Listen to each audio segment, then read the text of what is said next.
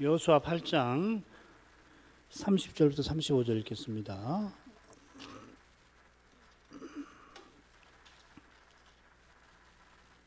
(30절부터입니다) 때에 여호수아가 이스라엘의 하나님 여호와를 위하여 에발산에 한 단을 쌓았으니 이는 여호와의 종 모세가 이스라엘 자손에게 명한 것과 모세의 율법책에 기록된 대로 철 연장으로 다듬지 아니한 새 돌로 만든 단이라.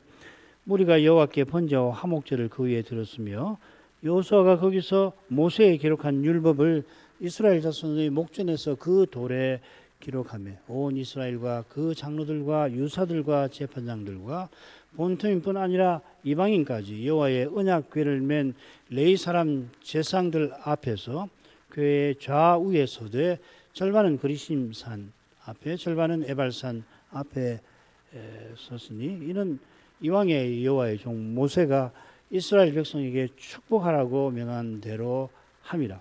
그 후에 여호수아가 무릇 율법책에 기록된 대로 축복과 저주하는 율법의 모든 말씀을 낭독하였으니 모세에 명한 것은 여호수아가 이스라엘 온 회중과 여인과 아이와 그들 중에 동거하는 객들 앞에 낭독하지 아니한 말이 하나도 없었더라.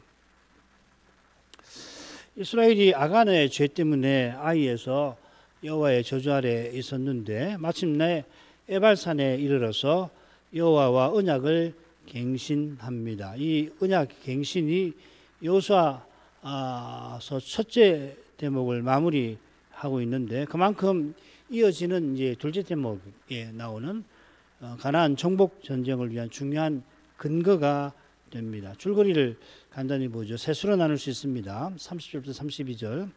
에발산에서 만든 단에서 제사를 드리고 율법을 돌에 기록했다는 거고 33절은 온 이스라엘이 이 두 산 앞에 섰다는 거. 34, 35는 이 모세의 율법을 따라서 축복과 저주의 말을 여호수아가 모든 백성 앞에 심지어 아이들도 다 듣게 낭독했다는 겁니다. 첫째 부분과 셋째 부분의 율법책 그리고 율법이 똑같이 두 번 나옵니다. 여호수아가 모세의 율법책에 기록된 대로 단을 만들고 단 만든 이건 아닙니다. 그 돌에 이 모세의 율법을 기록하였습니다. 그런 다음에 모세가 명한 대로 온 이스라엘을 두 산 앞에 세웁니다. 이는 이스라엘에게 축복하기 위함입니다. 축복하기 위하여서 여호수아가 율법책에 기록된 율법의 모든 말씀, 축복과 저주의 말씀을 낭독합니다. 자, 이것이 언약을 새롭게 하는 새 절차가 되겠습니다. 첫째 부분 읽겠습니다. 때에 여호수아가 이스라엘 하나님 여호와를 위하여 에발산에 한 단을 쌓았으니 이는 여호와의 종 모세가 이스라엘 자손에게 명한 것과 모세의 율법책에 기록된 대로 철 연장으로 다듬지 아니한 새 돌로 만든 단이라. 무리가 여호와께 번제와 화목제를 그 위에 드렸으며 여호수아가 거기서 모세에 기록한 율법을 이스라엘 자손의 목전에서 그 돌에 기록하며 때에는 죽인 아이 왕을 나무 위에서 내려서 돌로 큰 무더기를 쌓은 후를 가리킵니다. 여호와께서 아이를 심판하셔서 이스라엘을 하나님의 저주에서 벗어나게 하신 후입니다. 이스라엘이 아간의 죄로 멸망할 뻔한 데서 벗어나게 하신 뜻이 시내산에서 맺은 언약에 있고 언약을 맺어 그들을 특별한 소유 삼으신 목적에 있습니다. 그 목적이 바로 제사장 나라와 거룩한 백성으로서 사명을 행하게 하심입니다. 이 사명을 이루라고 성막을 짓게 하신 후에 그 사명을 이룰 가나안을 향하여 행진하게 하셨죠. 이것은 33절에 나온 대로 제사장이 언약궤를 지금 메고 있는 데서도 확인됩니다. 아이를 정복한 후에 여호수아가 여호와를 위하여 단을 쌓은 것은 이제 가나안 정복에 나서는 일과 붙어 있습니다. 단 쌓은 것은 언약을 새롭게 하는 제사를 드리기 위함입니다. 이런 점에서 이스라엘 하나님 여호와를 위하여 단을 쌓았다. 여호수아가 기록한 뜻이 깊습니다. 시내산에서 언약 맺으실 때에 여호와께서 세계가 다 내게 속하였나니 너희는 열국 중에서 내 소유가 되리라 하셨습니다. 출애굽기 19장 5절이지요. 세계가 여호와의 것인데 이스라엘은 열국과 구별하여 여호와의 특별한 소유가 되게 하셨다 하는 말인데 원문을 살리면 이렇게 됩니다. 너희는 열국 중에서 내 소유가 되리라. 이는 세계가 다 내게 속하였음이니라. 이렇게 되어 있습니다. 여호와께서 지극히 높으신 분이신 까닭에, 그러니까 열국을 다 소유하고 다스리시는 분이라서 이스라엘을 특별한 소유로 삼으셨다 하는 겁니다. 이스라엘의 하나님이 되어 주신 겁니다. 이것은 여호와의 특별한 일에 이스라엘을 써주려 하신 것입니다. 이 특별한 일을 이루라고 이 가나안에 들어오게 하신 겁니다. 그런 까닭에 여호수아가 여호와를 위하여 단을 쌓았습니다. 우선 여기 쌓았다는 낱말은 앞서 아이 왕의 시신 위에 돌무더기를 쌓은 그거는 다른 낱말입니다. 돌무더기는 저주받은 시신을 덮어 보이지 않게 하고 누구라도 그것을 드러내게 해서 언약의 땅을 더럽히지 않게 하는 것입니다. 반면에 단은 여호와를 가까이 하는 길을 가리키고 여호와와 교제하는 곳입니다. 그래서 여호수아는 건축한다, 짓는다, 히브리 말로는 바나입니다. 를 사용합니다. 이미 여호와의 단이 성막에 있습니다. 얼마 전 요단을 건너 유월절을 지낼 때 성막을 세웠고 거기서 제사장이 공적 제사를 드렸습니다. 그런데 에발산의 단을 새로 세웠습니다. 그 이유는 물론 언약을 새롭게 하는 데 있고 아울러 정복을 위한 행진과도 붙어 있습니다. 그래서 지금 이 제사장이 언약궤를 내고 있잖아요, 그죠? 그러니까 성막을 세우지 않은 상태, 이동하는 형태로 지금 있는 거죠. 아울러 이 일은 모세가 이미 명한 겁니다. 여호와의 종 모세가 이스라엘 자손에게 명한 것과 모세의 율법책에 기록된 대로 모세의 율법에 기록된 내용이 여기 인용이 되어 있는데 철연장으로 다듬지 아니한 새 돌로 만든 단, 이게 이제 인용 부분이라고 할 수 있습니다. 이 출애굽기에 그 내용이 기록되어 있습니다. 이 20장 24절 25절 내게 토단을 쌓고 그 위에 너의 양과 소로 너의 번제와 화목제를 드리라. 내가 물은 내 이름을 기념하게 하는 곳에서 네게 강림하여 복을 주리라. 네가 내게 돌로 단을 쌓거든 다듬은 돌로 쌓지 말라. 내가 정으로 그것을 쪼면 부정하게 함이니라. 이 말씀은 시내산에서 이 십계명을 베푸신 직후에 하신 말씀입니다. 바로 앞까지 십계명이 나오죠. 반포하신 내용이 나옵니다. 아직 성막이 건축되기 전이기도 합니다만 무릇 내 이름을 기념하게 하는 곳에 내가 너에게 강림한다 하시고 거기에 토단이나 돌단을 세울 수 있게 하십니다. 다윗이 인구조사로 많은 백성이 역병으로 죽게 되었다가 여호와의 사자가 나타나서 저주에서 벗어나게 하신 그때에 다윗이 오르난의 다장마당 여호와의 사자가 나타난 그곳에 단을 쌓으라 하셨습니다. 그것이 곧 이어 솔로몬의 성전이 세워지는 장소고 그 지역이 저 옛날 아브라함이 이삭을 번제로 드리려 할 때 여호와의 사자께서 나타나신 모리아 산이기도 합니다. 요컨대 오르난의 타작마당이 내 이름을 기념하게 되는 곳, 여호와의 사자가 임하신 여호와께서 강림한 곳입니다. 그때 기브온에 성막이 있었고 솔로몬이 성전 짓기 전에 거기 이 단에서 1000번제를 드립니다. 성막 아닌 곳에서 다윗이 제사를 드린 것은 언약을 새롭게 하는 의미가 담겨 있습니다. 그 의미가 번제와 화목제를 드리는 데서도 잘 드러납니다. 출애굽기에서 토단과 돌단을 언급하실 때도 특별히 이 번제와 화목제 드릴 단임을 알리셨죠, 그죠? 여호와께서 나타나셔서 언약을 새롭게 하려고 할 때에 이 두 제사를 드리라 한 겁니다. 번제와 화목제는 언약을 체결하거나 새롭게 할 때 드리는 두 제사입니다. 두 제사는 특별히 성별과 교제와 관련된 것이죠. 모든 제사는 각각 세 절차가 있는데 첫째 절차는 당연히 대속의 절차, 피를 처리하는 절차고 둘째는 여호와께 드릴 부분을 성별하는, 구별하는 거고 셋째는 성별한 것을 연기로 바꾸어서 여호와께 드리는 겁니다.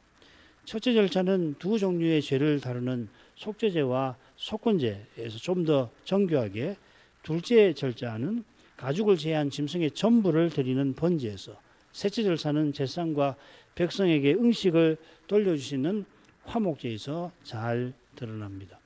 시내산 언약은 여호와의 구속 위에서, 대속 위에서 세워지는데 이스라엘을 여호와의 특별한 소유로 선별하신 거고 여호와를 가까이 하며 그 거룩한 사명을 받들게 하신 겁니다. 이런 내용에 비추어서 성결과 교제를 잘 드러내는 번제와 화목제를 드려서 언약을 체결하고 새롭게 하신 줄로 압니다.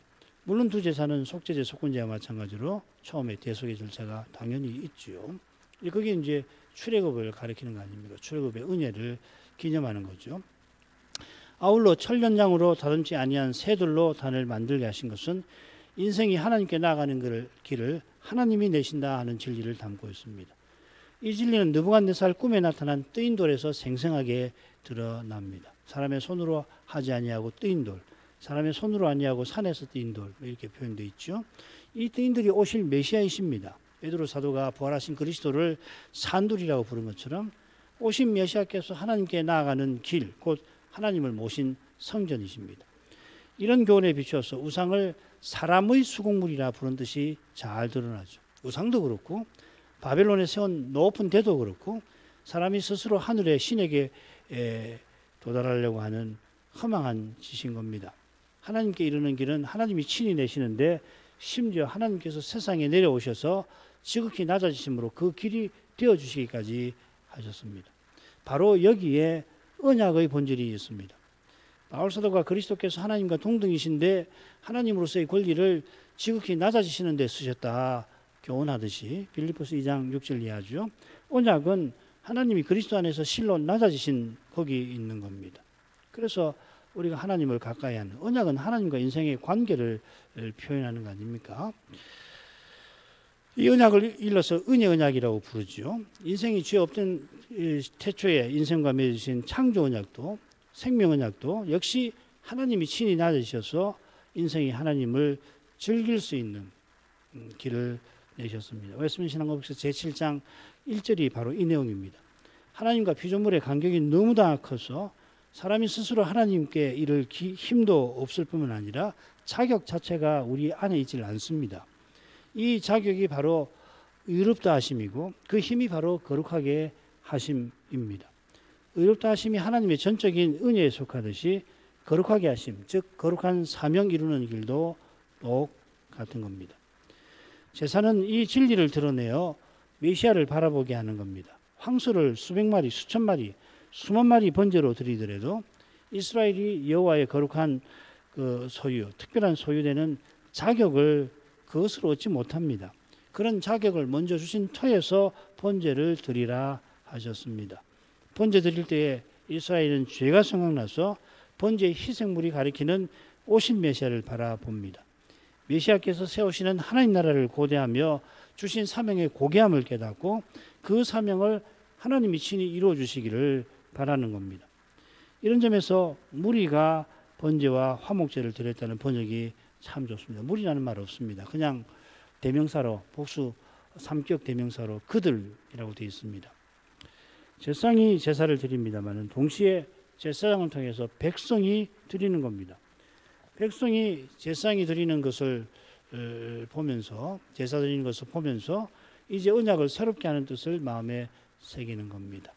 제사 드린 후에 여호수아가 율법을 돌에 기록합니다. 그 돌이라고 했으니까 방금 번제와 화목제를 드리려고 만든 단의 돌들을 가리키는 것 같습니다. 제가 처음 읽을 때는 그건가 했는데 그거보다는 모세가 이 일에 관해서 이스라엘 자손에게 명한 신명기 말씀을 참조해 볼 필요가 있습니다. 신명기 27장에 그 내용이 있는데 그 내용을 요약하면 이렇습니다. 첫 번째 2절부터 4절 큰 돌을 세워서 율법의 모든 말씀을 기록하라. 석회를 발라가지고 있어. 그 다음에 5절부터 7절은 철기를 대지 아니한 돌로 단을 쌓고 번제와 화목제를 드리라. 8절 2절 4절과 짝을 똑같은 말입니다. 이 율법의 모든 말씀을 그 돌들 위에 명백히 기록하라. 그래서 5절부터 7절 이 여호수아서에서 먼저 나오고 그 다음에 2절 4절 8절은 이제 여호수아서에서는 이제 금방 나오는 거죠, 그죠? 모세가 이미 명령한 대로 여호수아가 단을 세워 제사를 드리고 이어 율법을 기록했습니다. 그렇다면 그 돌들이라고 하는 것은 번제단 돌이 아니라 모세가 명령한 석회 바른 큰 돌, 이 율법을 기록하도록 세운 돌들입니다. 그처럼 거기 기록한 모세 율법은 무엇인가? 여러 가지 의견이 있습니다. 첫째는 언약을 새롭게 하면서 여호수아가 낭독하는 축복과 저주의 말씀을 기록했다는 견해도 있고요. 둘째는 신명기에 나오는 말씀이니까 신명기 안에 있는 율법들을 기록했다는 견해, 심지어 613개 율법 전체를 기록했다는 견해, 넷째는 율법의 핵심 내용이라는 견해 등입니다. 613개는 길기도 하지만은 어떤 학자들은 613개지만 613개지만은 얼마든지 기록할 수 있을 거다 그렇게 말하지만은 길기도 하죠. 게다가 유대교 랍비들이 유대교 랍비들이 율법 조항만 추려낸 것만 기록했을지 의문입니다. 이건 유대교 랍비들이 후대에 가가지고 모세 오경에서 율법만 딱 추려내는 거거든요. 문맥하고 아무 상관없이 하라 하지 말라는 거 613개를 추려낸 건데 그걸 기록을 했다. 저는 잘 신뢰가 안 갑니다. 왜냐하면 이 구약을 보면은 율법만 따로 쓰는 게 아니라 항상 사건과 밀접한 연관 속에서 율법을 기록하잖아요. 레위기조차도 그렇지 않습니까? 그러니까 신명기 중에서 율법만 추려 기록했다는 견해도 모세가 율법 조항을 사건과 절묘하게 연결하여 기록하는 방식에 비추어 신빙성이 떨어집니다. 훌륭한 선생들은 모세와 칼빈 그리고 또 누구지? 칼빈 다음에 갑자기 생각이 안 나네요. 아주 훌륭한 주석가가 있는데 두 분 모두 율법의 핵심을 매튜 헨리입니다. 매튜 헨리라고 하는 아주 훌륭한 주석가가 있는데 지금도 이 매튜 헨리의 주석을 읽을 필요가 있어요. 아주 훌륭한 주석입니다. 칼빈 주석과 아울러서 서로 이 장단점이 있는데 율법의 핵심을 요약한 내용을 기록했을 거라고 주장합니다만은 이게 그럴 것 같은데 단정할 근거는 없습니다. 분명한 사실은 율법을 돌 위에 새기게 하신 이 사실일 겁니다. 이는 여호와께서 시내산에서 친히 언약의 계명을 십계명을 반포하시고 그 열 계명을 친히 돌 위에 기록해 주신 것과 붙어 있을 겁니다. 언약의 쌍방관계, 하나님과 이스라엘의 관계를 고려하면 두 돌 위에 십계명이 각각 기록되어 있었을 거라 하는 좋은 해석이 있습니다. 그러니까 두 돌비인데 1계명에서 4계명은 하나에 나머지 6은 다른 돌비에 기록했다. 많이 그렇게 생각하죠. 왜냐하면 처음 4은 하나님에 관한 계명이고 나머지 6은 사람의 의무에 관한 것이니까 두 돌비가 각각 기록되었을 거라고 다 생각하지만 그보다는 하나님과 이스라엘이 일종의 조약을 맺은 거니까 이 판본이 두 가지가 똑같은 내용이 둘이 있었다고 보는 것이 좋습니다. 이번에는 큰 돌에 어떤 내용이 어떤 방식으로 기록되어 있는지 모릅니다만은 이것이 언약을 체결하는 중요한 절차인 것은 분명합니다. 이 절차의 중요한 의미가 무엇인지는 성신께서 강림하셔서 우리 마음에 하나님의 법을 새기시는 데 있는 것입니다. 바울은 이를 가리켜서 성신에 의하여 마음에 할례 받는 것이라 설명합니다. 로마서 2장 29절이죠. 할례는 마음의 할지니 신령에 있고 신령에 있단 말은 성신에 의하여 받는 거다 하는 말입니다. 내주하시는 성신께서 우리들의 율법의 정신을 깨닫게 하시고 또 행하게 하시는 겁니다. 돌에 새기게 하신 것은 이스라엘이 이 언약의 말씀을 마음에 새기게 하려 하신 것입니다. 여호와의 이런 심정을 헤아린 모세도 모든 백성이 자기처럼 성신을 받아서 다 선지자 되기를 바랐던 겁니다. 이 소원은 오직 성신께서만 그리스도의 비밀을 아시고 전하기도 하시고 깨닫게도 하신다는 진리를 드러내는 겁니다. 모세가 그렇게 해서 그리스도를 전한 거죠. 돌 위에 율법을 새기게 하신 것도 결국 오실 메시아를 바라보도록 하신 것이겠습니다. 33절로 갑니다. 온 이스라엘과 그 장로들과 유사들과 재판장들과 본토인뿐 아니라 이방인까지 여호와의 언약궤를 맨 레위 사람 제사장들 앞에서 궤의 좌우에 서되 절반은 그리심산 앞에 절반은 에발산 앞에 섰으니 이는 이왕의 여호와의 종 모세가 이스라엘 백성에게 축복하라고 명한 대로 함이라. 여호수아가 여호와의 종 모세가 명한 대로 단의 제사를 드리고 돌 위에 율법을 쓴 다음에 온 이스라엘을 둘로 나누어서 두 산 앞에 서게 합니다. 신명기에 물론 나옵니다. 이스라엘만 아니라 이방인도 서게 합니다. 이방인이 누군가 35절에 부연되어 있습니다. 그들 중에 동거하는 객들, 여기는 이방인이라고 했고 같은 말을 여기는 객이라고 번역을 했습니다. 정확하게는 그들 중에 행하는 거류민이라고 해야 될 겁니다. 잠시 있다가 떠나버리는 나그네가 아니라 객이 아니라 가나안에서 함께 살아가는 이방인입니다. 모세가 자기 아들 게르솜이라고 할 때 그 게르란 말이 여기 이 객이라는 말입니다. 그래서 자기가 미디안에서 그렇게 살았다는 것을 표시했듯이 족장들이 전에 이 가나안 땅에서 거류민으로 지냈습니다. 이들이 아직 언약 백성은 아니지만 언약의 저주를 받지 않게 하려고 나아가 언약의 복에 참여하게 하려고 함께 서게 하신 겁니다. 여호와의 언약궤를 맨 레위 사람 제사장들 앞에서 궤의 좌우에 둘로 나누어 섰습니다. 첫째로 제사장이 언약궤를 메고 있다는 것은 여호와께서 거룩한 전투에 나서신 것을 가리킵니다. 둘째로 언약궤의 좌우에 서게 하신 것은 언약궤의 상쪽과 붙어 있을 겁니다. 언약궤는 시은자가 있습니다. 뚜껑이죠, 그죠? 언약궤를 덮는 언약궤가 있고 언약궤를 덮는 뚜껑이 시은자잖아요. 속죄소라고도 번역하고 시은자라고도 번역하죠. 시은자보다는 속죄소가 좋을 것 같아요. 이 좌는 앉을 자자를 썼는데 하나님께서 거기 앉으신 게 아니라 그 위에 있는 보이지 아니하는 보좌 위에 앉으시는 거니까 속죄소가 어쩌면 좋겠다 생각됩니다. 더 낫다고 생각됩니다. 이 속죄소는 여호와께서 오실 메시아를 통하여 은혜 베풀어 주시는 것을 가리킵니다.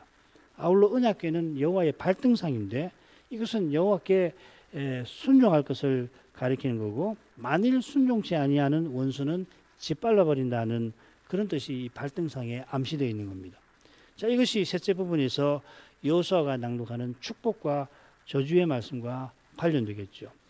신명기를 보면 궤의 좌우에 누가 서는지가 명시가 되어 있습니다. 신명기 27장 12, 13절 너희가 요단을 건넌 후에 시몬과 레위와 유다와 이사갈과 요셉과 베냐민은 백성을 축복하기 위하여 그리심산에 서고 루벤과 갓과 아셀과 스불론과 단과 납달리는 저주하기 위하여 에발산에 서고 그리심산과 에발산은 세겜 좌우에 있습니다. 신명기 11장 30절 이 두 산은 요단강 저편 곧 해지는 편으로 가는 길 뒤 길갈 맞은편 모래 상수리나무 곁에 아라바에 거하는 가나안 족속의 땅에 있지 아니하냐.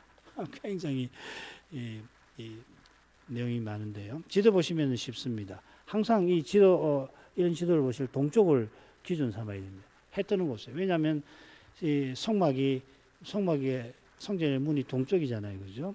그래서 이스라엘이 가나안 들어갈 때도 동에서 이 요단강을 건너지 않았습니까? 여호와께서 동으로 오시는 거예요. 동쪽에서 오시는 거거든요. 동쪽을 바라보고 왼쪽에 에발산, 오른쪽에 그리심산이 있습니다. 두 산이 선정된 이유가 세겜 땅 모래 상수리 나무와 붙어 있습니다. 이곳은 아브라함이 가나안에 들어와서 단을 쌓고 여호와 이름을 부른 처음으로 단을 쌓고 여호와의 이름을 부른 곳이죠. 거기서 여호와께서 아브라함에게 나타나서 내가 이 땅을 네 자손에게 주리라 약속하셨습니다. 가나안에서 여호와께서 처음 나타나신 곳이고 그것을 주겠다고 약속하신 곳이며 거기서 아브라함이 단을 세워 제사 드린 곳입니다. 이 언약의 역사에서 언약 백성의 역사에서 아주 중요한 곳이죠. 해 뜨는 동편을 바라보고 오른편에 그리심, 왼편에 에발산이 있습니다. 그리심산에 선 지파는 야곱의 두 정실 에게서 태어난 레아와 라헬이죠. 아들들의 지파입니다. 레위 지파가 여기 언급이 되어 있듯이 실제는 6지파가 아니고 7지파가 되겠죠. 요셉 지파는 둘로 나누어졌으니까. 두 정실에게서 태어난 적자가 모두 8명인데 레아의 장자 루벤과 막내 스불론은 이 두 여종에게서 난 네 아들 단, 납달리, 갓, 아셀과 함께 에발산에 서 있습니다. 축복을 위하여 그리심산에, 저주를 위하여 에발산에 선다고 했기 때문에 자연히 루벤이 심각한 죄로 장자권 이런 일이 생각이 나긴 합니다만은 스불론이 루벤과 함께 서 있는 이유는 그저 짐작할 뿐이에요. 막내라서 거기 서게 했다는 해석입니다. 축복을 선언하는 편에 선다고 자동적으로 복을 받는 것이 아니듯이 저주를 선언하는 편에 섰다고 해서 다른 지파들보다 본질적으로 하나님 앞에 열등한 것은 아닐 겁니다. 게다가 저주하는 곳인 에발산에서 제사를 드리게 하시지 않았습니까? 당시 통념상 적자와 서자의 우열, 장자와 차자의 우열을 따라 둘로 나눴다고 대부분의 학자들은 경건한 학자들은 그렇게 해석을 합니다. 그러나 야곱을 이은 요셉이 장자가 아니고 장자 지파가 된 유다도 장자가 아니고 제사장 직분 역시 장자 직분인데 레이도 장자는 아닙니다. 고라와 함께 반역을 일으켰던 나단, 아비람이 루벤 자손이고 솔로몬이 죽고 유다를 떠나 이스라엘을 세운 주역이 에브라임 자손인데 그들이 다 자기네가 장자라는 우월감을 갖고 있어서 반역을 일으킨 것이죠. 축복과 저주는 혈통과 가문에 달린 것이 아니라 신앙과 불신앙에 달린 것입니다. 이런 점에서 여호수아는 좌우편에 선 지파를 굳이 명시하지 않을 뿐 아니라 그 다음 이스라엘 백성에게 축복하라 모세가 명했다고 이렇게 언급을 하고 있습니다. 하나님께서 이스라엘을 자기 소유 삼으신 것은 복주리에 하신 것입니다. 그처럼 하나님께서 멸하시려고 사람을 그렇게 고귀하게 창조하실 리가 절대 없지요. 더욱이 이스라엘을 특별한 소유로 삼으신 듯이 그들을 저주하시려는 데 있지를 아니합니다. 저주와 멸망이 있는 것은 오직 죄 때문입니다. 하나님은 이 죄와 아무 관계, 전혀 상관 없으십니다. 사실 이런 표현조차도 거룩하신 하나님 앞에 송구할 만큼 하나님은 전적으로 선하시고 거룩하시고 의로우십니다. 하나님께서 저주의 말을 하게 하신 것은 이스라엘이 여호와의 뜻을 조차 복받게 하려 하시는 겁니다. 하나님께서 자기 아들을 아끼지 않고 내어주신 것은 오직 원수이던 우리를 구원하려 하신 것입니다. 이런 구원을 이루시려고 지금 두 산 사이에 온 이스라엘을 세우시고 거류민도 세우신 것입니다. 마지막 부분 가죠. 그 후에 여호수아가 무릇 율법책에 기록된 대로 축복과 저주하는 율법의 모든 말씀을 낭독하였으니 모세에 명한 것은 여호수아가 이스라엘 온 회중과 여인과 아이와 그들 중에 동거하는 객들 앞에 낭독하지 아니한 말이 하나도 없었더라. 축복과 저주하는 율법의 모든 말, 이게 신명기 27장에 나옵니다. 이걸 세겜에서 낭독하게 하신 거라 세겜의 12계명이라 10계명이 아니고 12계명이라고 되어 있습니다. 내용 보죠. 첫째, 음부의 우상을 만드는 자는 저주를 받을 것이다. 둘째, 부모를 능멸한 자는 저주를 받을 거다. 셋째, 이웃의 지게표를 옮기는 자는 저주를 받을 것이라. 앞을 못 보는 자를 길 잃게 하는 자는 저주를 받을 것이라. 다섯 번째, 객이나 고아나 과부의 송사를 억울하게 하는 자는 저주를 받을 것이니라. 6에서 9계명은 건진상간 등의 죄를 범하는 자는 저주를 받을 것이라. 10번째, 이웃을 암살하는 자는 저주를 받을 것이라. 11번째, 무지한 자를 죽이려고 뇌물을 받는 자는 저주를 받을 것이라. 12번째, 이 율법의 모든 말씀을 실행하지 아니하는 자는 저주를 받을 것이니라. 이 내용에 대해서는 전에 갈라디아서 공부할 때 또 요리문답이든가 제가 이 내용에 대해서는 말씀을 드린 줄 압니다. 여기 축복과 저주의 율법이라고 했지요. 그런데 12조항은 모두 끝에 저주를 받을 것이라 합니다. 그 내용들이 과연 그렇죠. 그처럼 모세가 백성을 축복하라고 명한 것인데 그 내용은 다 저주받을 것을 경고합니다. 얼른 서로 어울리지 않는 것 같습니다만은 여호와의 복을 누리려면은 이 두려운 죄를 멀리해야 한다는 것입니다. 여호수아가 각 조항을 낭독하며 저주를 받을 것이니라 하면 백성은 응답하여 아멘 하였습니다. 레위기 26장 언약문이 축복과 저주를 함께 담고 있는데 저주가 축복보다 훨씬 몇 배나 길죠. 이건 신명기 28장도 마찬가지입니다. 주님께서 나를 따라오려면 날마다 자기를 부인해야 한다 하셨습니다. 신자에게 타락한 본성이 남아 있습니다. 죄의 종살이에서 벗어난 신자야 아니지만 죄의 포로가 얼마든지 됩니다. 사도도 그러했습니다. 심지어 배도가 교회에 일어나기도 합니다. 배도는 죄의 종살이 중에서 가장 심각한 상태입니다. 이 배도가 결국 마귀의 화신인 적그리스도를 섬기는 데에 도달할 것입니다. 이 두려운 죄의 정체가 오직 말씀의 거룩한 빛 가운데에서 식별됩니다. 그처럼 말씀을 전하고 받는 거기서만, 전하고 깨닫게 하시는 성신께서만 죄를 회개하게 하십니다. 죄를 회개하게 하시는 성신이시니까 당연히 그리스도를 본받아 살게도 하시는 것입니다. 뭐 다른 내용 더 있는데 이만큼만 하죠. 기도 내용 읽겠습니다. 여호수아는 아이 정복 후에 모세가 전에 명한 중요한 일을 받듭니다. 그것은 세겜에서 언약을 새롭게 하는 겁니다. 여호수아가 새롭게 하는 것이 아니라 여호와께서 그 일을 행하시는데 여호수아를 쓰시는 거죠. 언약을 새롭게 하는 것은 이제 이스라엘이 나서는 정복 전쟁과 붙어 있습니다. 그래서 세상이 언약궤를 메고서 돌단을 세워 제사를 드린 겁니다. 여호와께서 이제 언약을 이루려고 정복 전쟁에 나서실 텐데 그 거룩한 일에 이스라엘이 쓰임받게 하시는 겁니다. 언약을 새롭게 하려고 모세를 통하여 명하신 축복과 저주의 말씀을 여호수아가 낭독합니다. 그 말씀은 다 저주를 받을 것이라는 경고로 끝납니다. 이는 죄가 얼마나 두려운 것인가를 가리킵니다. 이스라엘이 군사의 수가 적어서나 군대의 힘이 약해서 언약의 땅을 정복하지 못하는 게 아닙니다. 믿음이 없어서 그들은 남북 전쟁을, 남쪽, 북쪽의 큰 전쟁을 다 이기고서도 언약의 땅을 제대로 차지하지 못하게 됩니다. 이 시대의 거룩한 교회답게 나가는 길에 우리에게 절실한 것이 이 순전한 믿음입니다. 교인의 수가 많거나 재정이 풍부하거나 여러 가지 활동을 하는 것이 중요한 게 아닙니다. 어떤 현실에서도 순전하게 그리스도를 의지하고 나가는 거기서 거룩한 사명을 행할 길이 열리고 이 믿음으로만 그 일에 주님의 사명에 쓰임을 받습니다. 오늘도 이 믿음을 구하겠습니다. 신학교, 신학수행 또 11월 8일 이번 모레네요. 모레에 있을 마지막 조사 시치를 위해서 기도하겠습니다. 기도하겠습니다. 거룩하신 아버지, 여호수아가 여호와의 종 모세가 백성에게 명한 일, 곧 세겜에서 언약을 새롭게 하는 그 일을 받던 사실에 관하여 살폈습니다.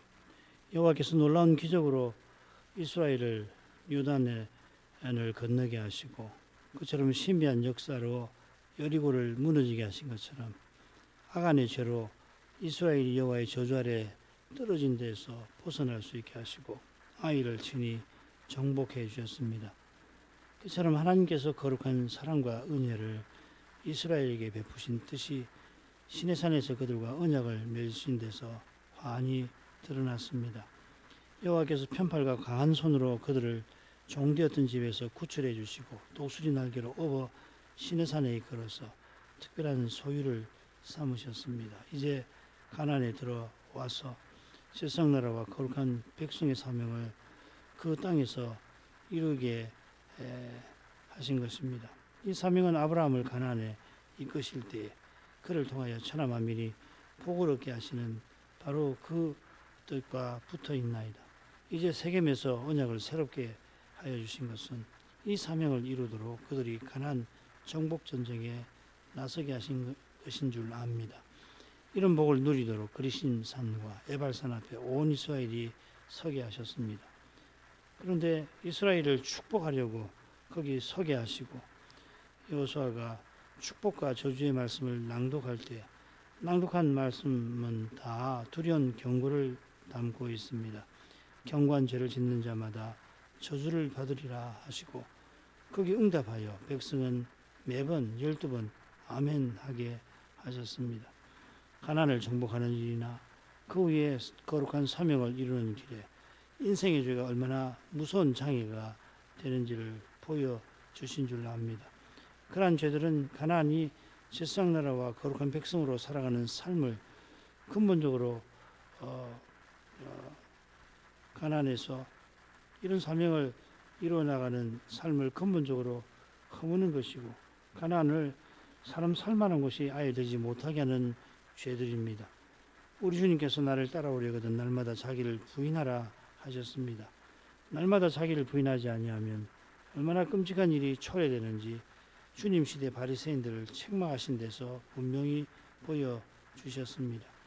그들이 하나님의 의를 알지 못하고 자기 의를 힘써 행하여서 마침내 하나님의 아들까지 죽이면서 자기 세계를 건축하려 하였습니다. 그러한 죄가 낙원에서 인생이 추방되고 얼마 되지 아니하여서 가인에게서 그대로 드러난 줄 압니다. 그가 드린 제사를 하나님이 받지 아니하신 이유가 그가 시기하여 동생 아벨을 쳐 죽이는 그 일에서 이어 여호와의 저주를 받고서 자기 아들의 이름으로 성을 짓는 데에서 그 원인이 잘 드러났습니다. 이러한 죄가 신 아래서 온 인류가 니므롯의 영도 아래 높은 데를 쌓고 큰 성을 세우는 데서 더욱 악화가 되어서 싸움나이다. 홍수로 하나님께서 육신이 되어버린 인생을 심판하신 그 사실에 비춰볼 때 이 신할 평지에서 인생이 행한 일은 충격이 아닐 수가 없습니다. 모든 인류가 홍수로 멸한 사실이 있는데도 그 홍수에서 건진받은 이들의 후손이 이런 무서운 죄를 함께 짓고 말았습니다. 이러한 사실에 비추어 저희 눈앞에 벌어지는 일들을 살필 수 있게 하옵소서. 예수님께서 인자가 다시 오시는 때에 사람들이 노아 시대 사람들과 같을 것이라 하셨고, 그런 시대에 믿음을 보겠느냐 하셨습니다. 저희 눈앞에서 벌어지는 일들의 정체를 말씀에서 철저히 깨달아서 육신으로 행하는 거기서 늘 벗어나게 해 주시기를, 말씀대로 육신으로 행하는 자기를 늘 부인할 수 있게 해 주시기를 구합니다. 전심으로 성신을 의지하지 아니할 때 사람으로 행하지 않을 도리가 없겠나이다. 자기 영광을 추구하지 않고 배기지를 못할 것입니다. 세상 행복을 뒤쫓지 않을 도리가 없습니다. 하나님 아버지, 어느 시대든지 육의 몸이 안고 있는 문제를 스스로 해결하려고 이러한 일들은 늘 벌어지지만 이 시대는 그것이 극단적으로 이루어져 가고 있음을 볼 수 있게 하시고, 이런 시대에 교회답게 서가는 일은 또 얼마나 중요한지를 놓치지 않게 하셔서 그것을 위해서 우리가 붙들어야 할 것이 무엇인가를 모르지 않게 해주옵소서. 저희 모두를 긍휼히 여겨주시고 그 길을 다 걷게 하옵소서. 그 길을 사모하게 하시고 전심으로 은혜를 구하게 하시옵소서. 하나님 말씀을 주의 백성들에게 공급해 주시옵소서. 여호수아가 세겜에서 메시아 오시기를 얼마나 바랬을지 모를 리가 없습니다. 모를 수가 없습니다. 같은 심정으로 저희도 다시 오시는 예수님을 전심으로 바라봅니다. 그리스도처럼 하늘 아버지를 전심으로 기다릴 수 있게 하옵소서. 예수님의 이름으로 기도합니다. 아멘.